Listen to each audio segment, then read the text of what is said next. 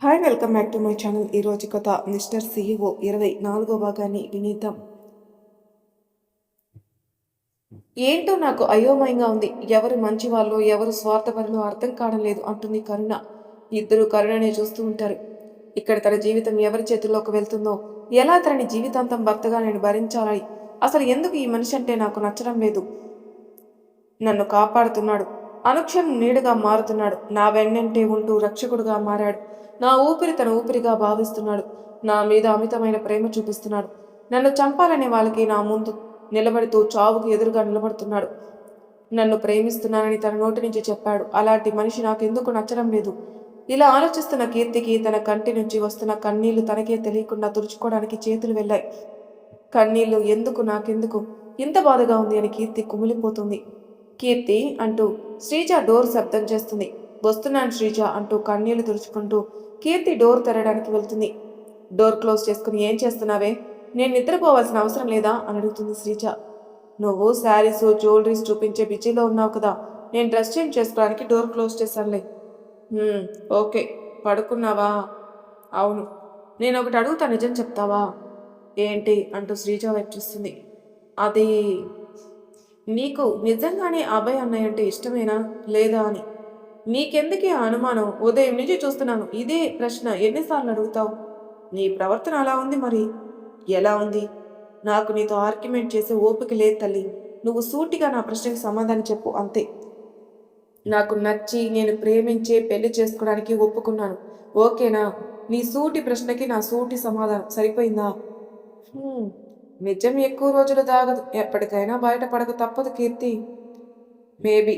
నాకు నిద్ర వస్తుంది, ఆ నోరు కొంచెం మూసుకొని పడుకో అంటూ శ్రీజ నోటి మీద చేయి పెడుతూ శ్రీజాను కూడా పడుకోబెడుతుంది కీర్తి. హే, నువ్వు ఫ్రెష్ అయ్యావు, నేను అవ్వాలిగా, వదులు అంటూ నవ్వుతూ ఫ్రెష్ అయ్యడానికి వెళ్ళింది.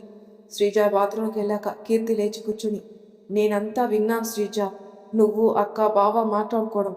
మీ అనుమానం నిజమే, కానీ అది బయటపడకూడదు. అక్క బావ తట్టుకోలేరు, అమ్మా నాన్న భరించలేరు.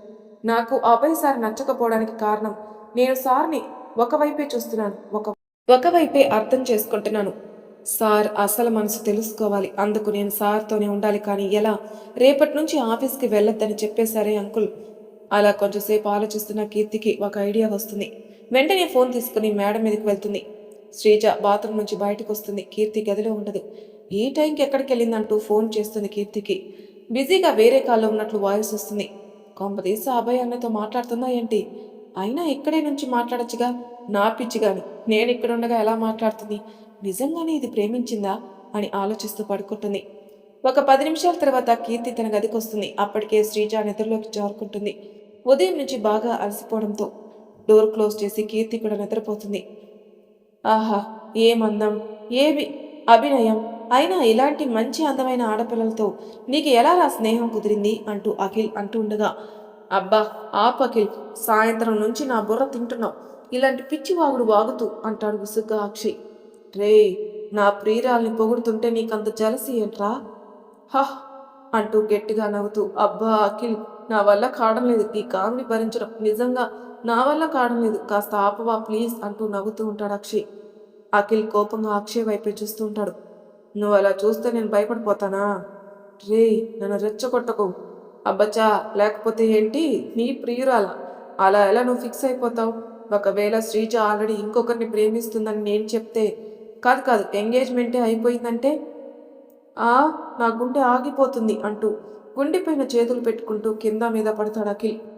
ఆపరా బావా నీ వేషాలు, అలా ఏం లేదులే కానీ. కానీ అని ఆపకరా ప్లీజ్ అంటాడు అఖిల్. నన్ను చెప్పనివ్వకుండా ఆపింది నువ్వు. సరే సరే చెప్పు. శ్రీజ నీకు వర్కౌట్ అవ్వదు అఖిల్. ఎందుకు? నాకేం తక్కువ? అందగాడిని, 5.5 అడుగులు ఉన్నవాడిని అంటూ అటు ఇటు తిరుగుతూ అద్దంలో చూసుకుంటూ నడుస్తున్నాడు అఖిల్. హిహిహి, అంత లేదు. శ్రీజ పైకి చలాకీగా అమ్మాయిలాగా కనిపిస్తుంది, లోపల రాక్షసి అండ్ చాలా స్ట్రిక్ట్. ఈ ప్రేమ పెళ్లిళ్ళ మీద అస్సలు నమ్మకం లేదు. అయినా సరే వాళ్ళ ఇంట్లో వాళ్ళ టార్చర్ భరించలేక ప్రపోజల్ చూడడానికి మాత్రం ప్రస్తుతానికి అనుమతి ఇచ్చింది. వాళ్ళ ఇంట్లో శ్రీజ ఒక్కటే కూతురు, వాళ్ళకి చాలా గారవంగా పెంచారు, అంతే ధైర్యంగా కూడా పెంచారు. ఆ ధైర్యం చూసే కీర్తి శ్రీజ ఒకలాగా ఆలోచిస్తూ ఉంటారని ఫ్రెండ్స్ కాదు బెస్ట్ ఫ్రెండ్స్ అయ్యారు. అండ్ వాళ్ళిద్దరి ఆలోచనలో ఒక నిర్ణయం కూడా తీసుకున్నారు. కానీ ఇప్పుడు అది కీర్తి బ్రేక్ చేసింది. ఏ నిర్ణయం? ఎవరిని ప్రేమించి మాత్రం పెళ్లి చేసుకోకూడదని. కానీ ఇప్పుడు అన్నయ్యని ప్రేమిస్తుందిగా మన కీర్తి. నీ మొహంలో ప్రేమిస్తుంది. నా బొంద. వాళ్ళ నిర్ణయం చాలా గట్టిగా అనుకున్నట్లున్నారు అంటాడు అఖిల్. ఏంటి ఏమన్నా అన్నాడు అక్షయ్. అరే ఏం లేదురా బాబు, ఇప్పుడు శ్రీజని ఎలా పడగొట్టాలా చెప్పురా అన్నాడు అఖిల్. పడగొట్టడాలు అలాంటివి ఏమీ పెట్టుకోకు. కీర్తి ఎలాగో అన్నయ్యకి పడిపోయింది కానీ నీకు అలాంటి ఛాన్సెస్ లేదు.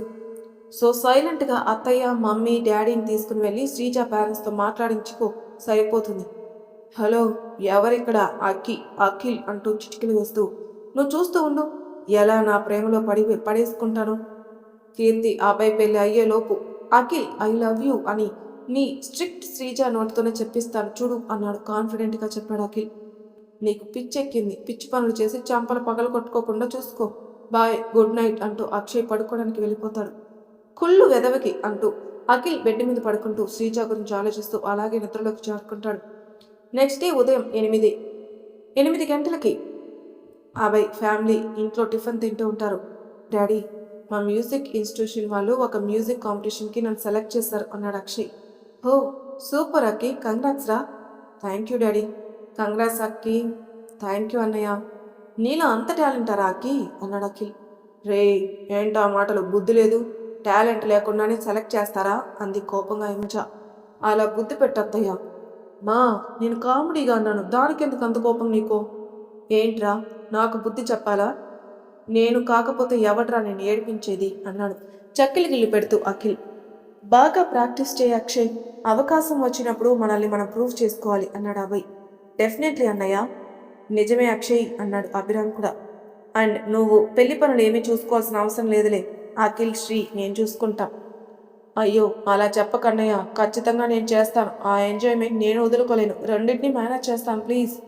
అది కాదు అంటూ అభయ్ అంటుంది కానీ అక్షయ్ అన్నయ్య చెప్పింది 100% కరెక్ట్. వచ్చిన అవకాశం చేయి జారిపోకూడదు. ఇంకా పెళ్లి వ్యవహారాలంటావా? ఒక్క అభయ్కి మాత్రమే పెళ్ళా, ఇంకా ఇంకొకడు ఉన్నాడుగా పెళ్లికి రెడీగా అంటూ అఖిల్ వైపు చూస్తూ చెప్తాడు. అంతేకాకుండా శ్రీ కూడా ఉన్నాడుగా, వాడికి మాత్రం ఇంకెవరున్నారు? మీరే కదా అన్నీ చూసుకోవాలి అంది సత్య. అవును. సో ఈ ఒక్క పెళ్లి పనులు చూసుకోకపోతే ఏం పర్వాలేదులే. అయినా నిన్ను పూర్తిగా ఇన్వాల్వ్ అవ్వద్దని చెప్పడం లేదు. మోస్ట్లీ మ్యూజిక్ మీద కాన్సన్ట్రేషన్ చేయి అన్నాడు అభిరామ్. ఇంకా ఇంట్లో అంతగా చెప్తుండగా ఎదురు చెప్పలేక ఓకే అనేసాడు అక్షయ్. ఇలా మాట్లాడుకుంటూ ఉండగా అబ్బాయి ఫోన్ రింగ్ అయింది. చూస్తే శ్రీ అని ఉంటుంది. వీడికి 100 సంవత్సరాలు అంటూ కాల్ లిఫ్ట్ చేస్తాడు. చెప్పరా, ఎక్కడున్నావు అభి? ఇంట్లో మురుగన్ అంకుల్కి హార్ట్ అటాక్ వచ్చిందంట, హాస్పిటల్లో అడ్మిట్ చేస్తున్నారు అని వాళ్ళ వైఫ్ కాల్ చేశారని చెప్పాడు శ్రీ. వాట్? ఎప్పుడు? ఇప్పుడు ఎలా ఉన్నారంట అంటూ కంగారుగా పైకి లేస్తాడు అభయ్. ఇంకా ఏమీ చెప్పడం లేదంట. ఉదయం 7 గంటలకు అలా జరిగిందంట. ఆంటీ కంగారుగా ఉన్నట్టున్నారు. నన్ను వెంటనే రమ్మని చెప్పారు. డెఫినెట్లీ నేను వస్తాను.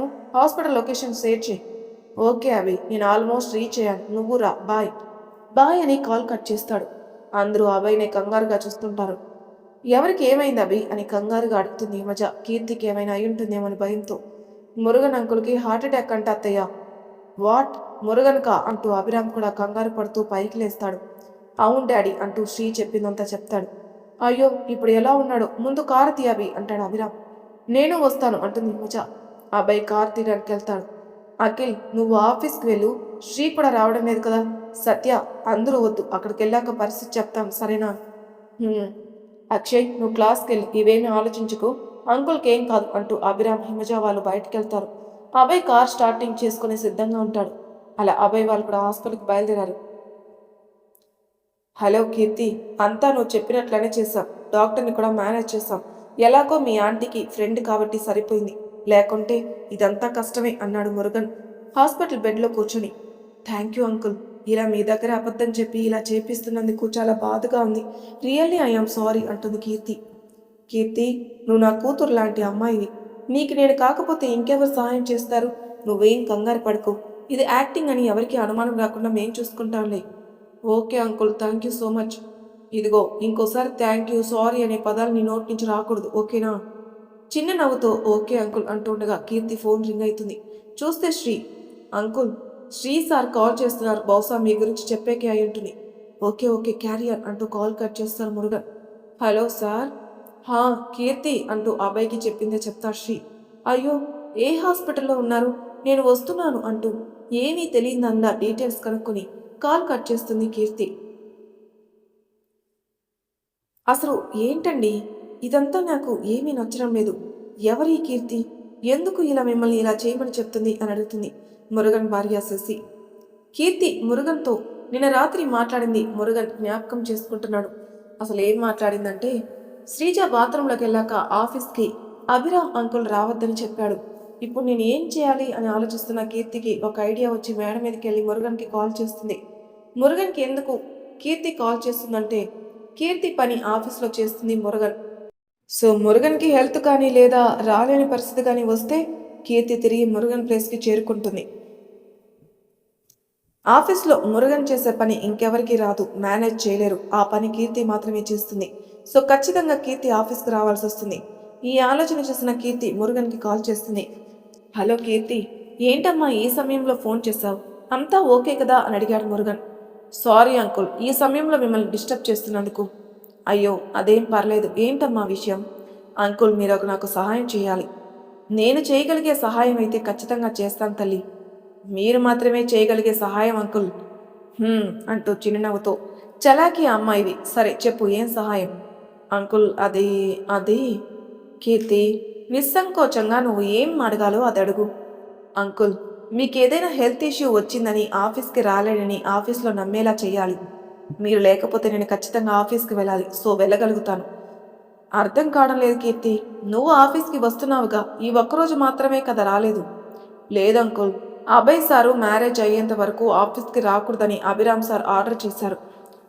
ఇంట్లోనే ఉండి మ్యారేజ్ పనులు అండ్ రెస్ట్ తీసుకోమని చెప్పారు. అది నిజమేగా, అలాగే చెయ్యి. ఇంట్లో ఉండి రెస్ట్ తీసుకోవడం వల్ల పెళ్లి నాటికి ఫ్రెష్గా ఉంటావు. మరి నువ్వెందుకు ఆఫీస్కి రావాలని అనుకుంటున్నావు?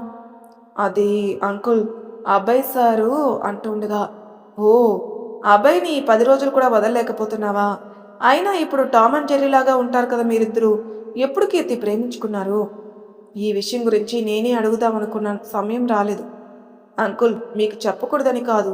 నా విషయంలో జరిగింది తెలిస్తే మీరు బాధపడతారని, ఒక పక్కన ఇంకో పక్కన అభయ్ సార్‌ని తప్పుగా అనుకుంటారని అనుమానంతో జరిగిన విషయాలు మీ దగ్గర నేను దాచాను. అలాగే మేబీ అభయ్ సార్ కూడా ఆలోచించుంటారు. మురుగన్ కొంచెం సీరియస్‌గా మాట్లాడడం మొదలుపెట్టాడు కీర్తి మాట్లాడినాక. ఏమైందమ్మా? అంకుల్ అసలేం జరిగిందంటూ జూలో యాక్సిడెంట్ నుంచి వాళ్ళ పెళ్లికి ఎలా ఒప్పుకుంది అండ్ అబ్బాయి తనని ప్రేమిస్తున్నానని చెప్పేంత వరకు అన్నీ చెప్పింది. అంతా విన్నాక మురుగన్ అలా షాక్లో ఉంటాడు. అంకుల్ అని పిలుస్తుంది.